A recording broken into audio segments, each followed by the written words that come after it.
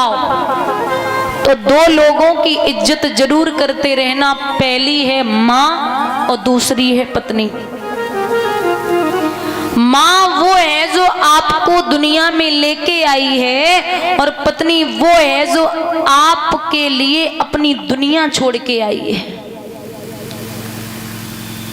यहाँ आज भी कुछ विद्वान लिखते हैं कि नकली धनवानों की पहचान है खोका और पेटी। नकली धनवानों की पहचान है खोका और पेटी, और असली धनवानों की पहचान है जिसके घर में सुखी है बहू और बेटी। ओस की बूंद सी होती हैं बेटियां, दामन दिल थाम हो तो रोती हैं बेटियां। एक घर की आन होते हैं बेटे तो दो दो घरों की आन होती हैं बेटियां। पढ़ाए जाते हैं बेटे पढ़ जाती हैं बेटियां, लाड़ लड़ाए जाते हैं बेटे लाड़ लड़ जाती हैं बेटियां, खिलाए जाते हैं बेटे खिल जाती हैं बेटियां, और उड़ाए जाते हैं बेटे लेकिन कल्पना चावला जैसी उड़ जाती हैं बेटियां। बेटी वो रत्न है जो हर किसी के घर में नहीं होता। कुछ लोगों के यहाँ अगर एक बेटा पैदा हो जाए पहली संतान तो कहते अब ठीक है फ्री हो गए, अब बेटी की तो जरूरत है ही नहीं, बेटा हो गया। किसी के दो बेटे वो सोचता मैं तो बहुत भाग्यशाली हूँ जो दो दो बेटे हैं घर में। किसी के चार चार बेटे हैं, बिटिया है ही नहीं, बोलेगा कि मुझे मिलेगा, जाने वाला है नहीं। क्यों? बेटी वाले देंगे, आना जाना तो है नहीं। तो एक बात बताइए, जब ऐसे ही लोग सोचते रहे कि किसी के दो बेटे हैं, किसी के चार हैं, किसी के एक है, जब बेटियां होंगी नहीं तो बेटों की शादी कहां से करोगे? ऐसे अगर सब सोच लें, क्योंकि माँ भाभी चाची बुआ मासी जो भी रिश्ते हैं वो बेटियों से ही बनते हैं। यहाँ तक कहते हैं कि बेटी के लिए शादी के पहले जो सबसे पहले खाती थी वो पराए घर जाके सबसे बाद में खाती है। और अगर खाना बना रही है और बच्चा बोल दे मैया तेरा शरीर गर्म है, तो रसोई से बाहर आके बोलेगी नहीं लाला वो क्या है ना बुखार नहीं है, वो काम कर रही थी तो शरीर गर्म हो गया। खाना बना रही थी रसोई में तो शरीर गर्म हो गया। कभी नहीं बोल सकती किसी को तकलीफ हो। आज भी देखना कि चार बेटों को एक माँ पाल सकती है लेकिन चार बेटे बड़े होकर के माँ को नहीं पाल पाती। जब हम छोटे थे ना तब कहते थे कि माँ मेरी है, माँ मेरी है, माँ मेरी है, और जब बड़े हो गए तो धक्के मार के बोलते हैं कि माँ तेरी है, माँ तेरी है, माँ तेरी है। अब कोई नहीं रखना चाहता। शादी के बाद शादी हो जाए लड़के की और शादी के बाद फिर बहू आई तो साल दो साल बाद जैसे कुछ बोला गया तो कहेगी बहू कि अब खाना नहीं बन रहा, या तो अलग हो जाओ या फिर शहर में चलो कमरा लेके रहेंगे। जिसने 25 साल तक कलेजे के टुकड़े को छाती से लगा के रखा और सोचा था कि हमारे घर में बहू आएगी, वो बहू कह रही है कि या फिर कमरा लेके रहिए चल के या फिर इनको वृद्धाश्रम छोड़ दो। एक बेटा अपनी माँ को जब वृद्धाश्रम छोड़ के आता है तो करीब 15 साल हो गए। 15 साल के बाद माँ ने बच्चे को फोन किया, बोले लाला कुछ काम है मुझे बहुत जरूरी है मिलना। पहुंचा, बोल माँ क्या हुआ? बोले मैं मरने वाली हूँ। हाँ तो सबको ही मरना है, तू क्या अनोखी है, मरना तो है ही। बोले इधर आ बात सुन। हाँ बोल लाला मैं मरने वाली हूँ, शायद है 24 घंटे ना चलूं, 10 घंटे ना चलूं, 2 घंटे ना चलूं, 10 मिनट ना चलूं।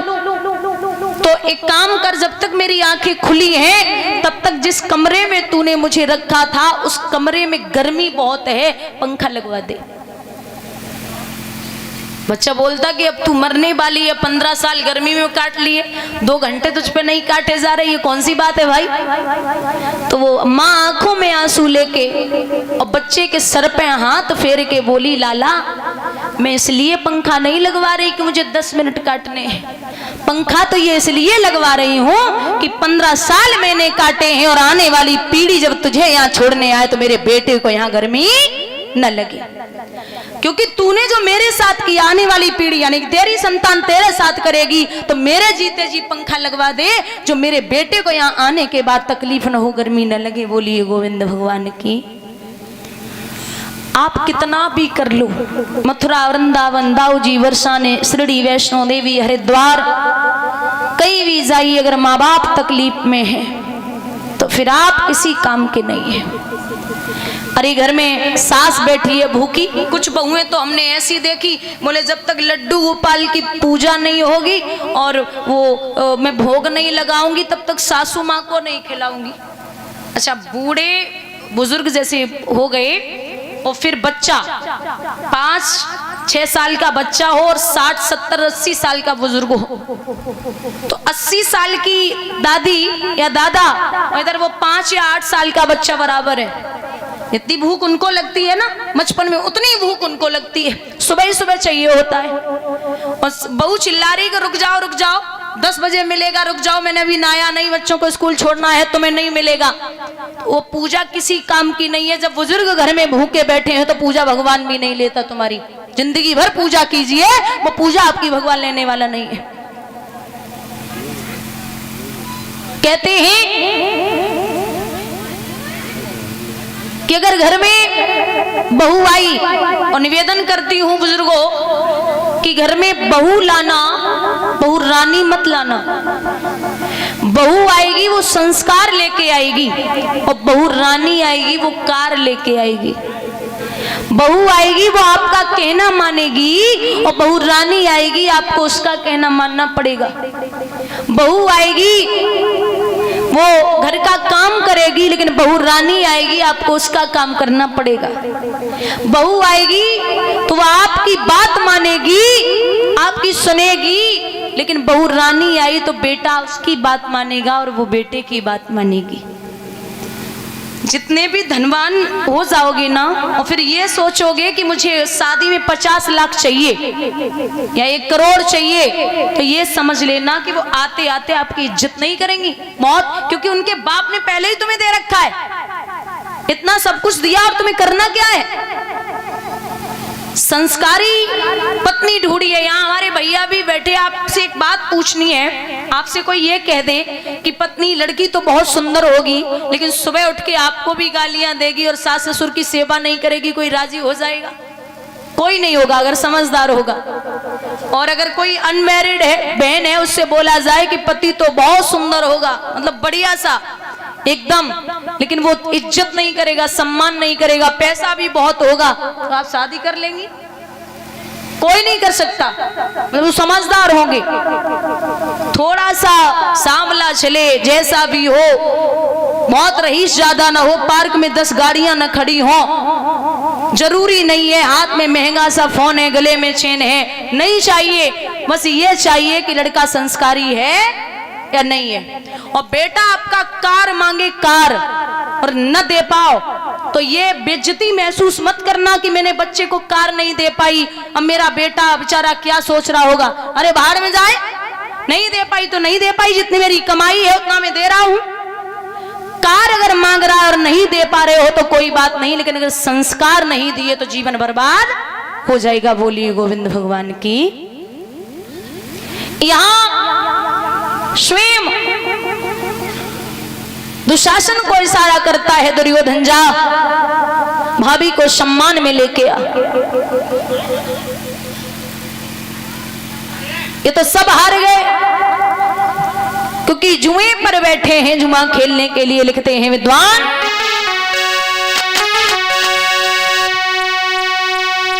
जुआ हस्तिनापुर में खेल रहे कुंती के 5 बेटा जुआ।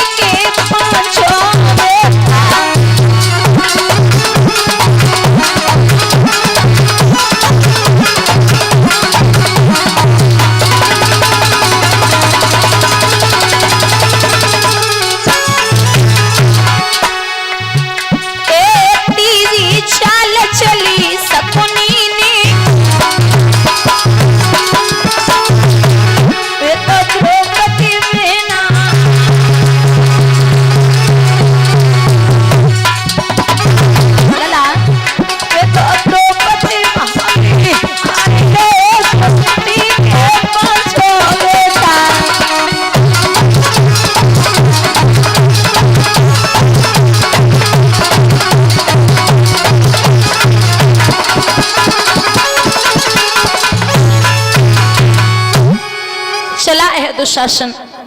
समाज में लोग सोच रहे हैं कि अब क्या होगा। जाकर के पहुंचे, बोले प्रणाम करता हूं भाभी। बोले क्या